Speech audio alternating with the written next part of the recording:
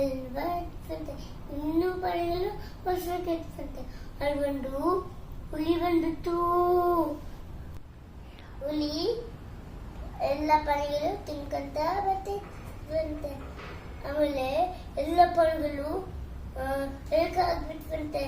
ಆಮೇಲೆ ಯಾರು ಕಾಂಡೆ ಬಿತ್ತಾ ಹೋದ್ರು. ಕಾಂಡೆ ಬಿತ್ತಾ ಬರ್ತಾ ಇದ್ರು.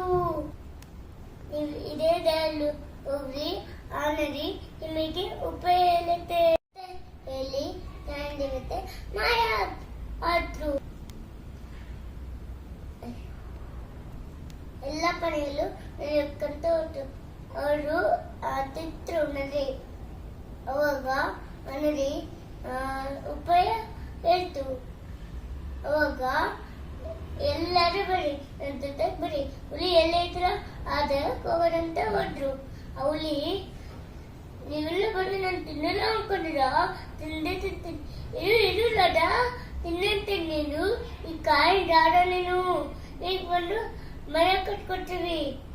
ಅಲ್ಲೆಲ್ಲ ಇರೋದು ಮರ ತಂದೆಲ್ಲ ಕಟ್ಕೊಟ್ರು. ಆಮೇಲೆ ಆ ಹುಳಿ ದಮ ಬಂದ್ಬಿಟ್ಟು ನಾನೇ ಕಂಡ್ರಾತ ಅಂತ ದಮ ಬಂದ್ಬಿಟ್ಟು ಓಡ್ತು. ಬಾಗಿಲು ಮಾತ್ರ ಲಾಕ್ ಮಾಡಿಬಿಟ್ರು. ಅವೆಲ್ಲ ಪಡೆಗಳು ಕುಟ್ಟ ಹಾಕ್ವು. ಅವಾಗ ನಮ್ಮ ಮನೆಯವರು ತಿನ್ನಲ್ಲ ಅಂತ ನಕ್ಕಂತ ಹೋದ್ರು. ಈ ಕಥೆಯಿಂದ ಏನ್ ಗೊತ್ತಾಗುತ್ತದೆ? ತೆಕ್ಕಿಂತ ಹುಟ್ಟಿನ ಮೇಲು. ಎಲ್ಲರಿಗೂ ಧನ್ಯವಾದಗಳು.